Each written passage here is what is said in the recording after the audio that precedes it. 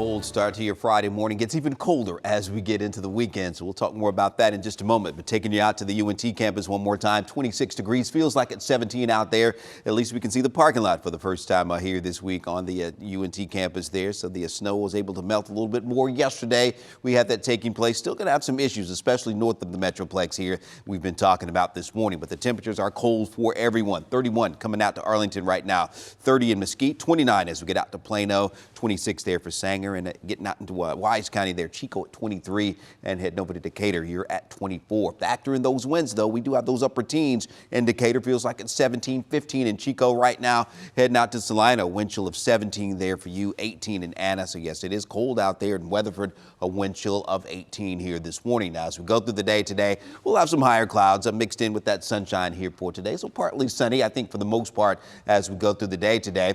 The next front, though, that next push of cold Arctic air moves on into the area late tonight, early tomorrow. We'll see those temperatures today only in the mid and upper 40s, so it will be colder today than it was on yesterday. So definitely on the chilly side with the high around 47 heading over to Fort Worth, 44 or so as we head a little farther east, getting out toward Greenville and McKinney, and we'll have those mid upper 40s over the southern portions of North Texas. Now tonight it gets cold with that Arctic air settling in across the area for tomorrow morning. We'll have some low and middle teens with the actual temperatures. Greenville 15 along with Bottom, Sherman and Gainesville around 13, Denton will be around 17, 19, 20 coming over to Dallas, Fort Worth around 20 to 21 with the actual temperature tomorrow. Factor in those winds, though. We will have single digits, lower single digits, in fact, for tomorrow morning up along the Red River. Look at that 2 above, perhaps for Sherman and Gainesville, maybe even dipping below 0 in some of our far northeastern counties, and certainly going to be in the lower teens and single digits coming out to Waxahachie around 10 above, and Terrell, you'll be around 9 with that wind chill for tomorrow morning. So yes, we do have that weather alert in place